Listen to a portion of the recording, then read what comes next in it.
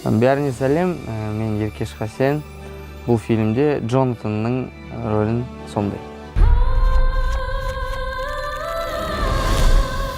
Кішкентай кезінде анам маған ысқыруды үйреткен.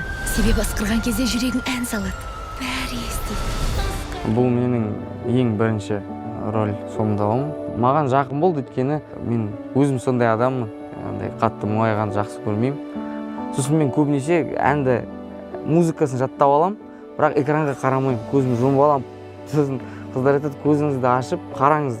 Өйткені Джонатанның эмоциясымен менің даусым біріне келу керек деген сияқты. Қызық болатын сияқты.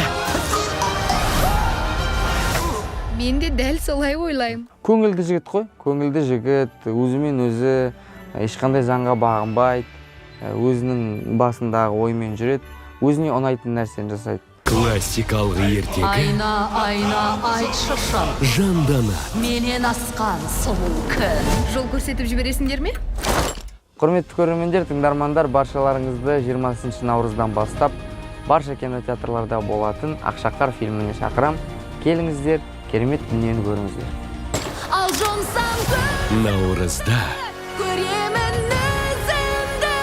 Бұл бір бөлшек сыйқыр сонда қал. экранға қайта оралады. Жол көрсетіп жібересіңдер ме?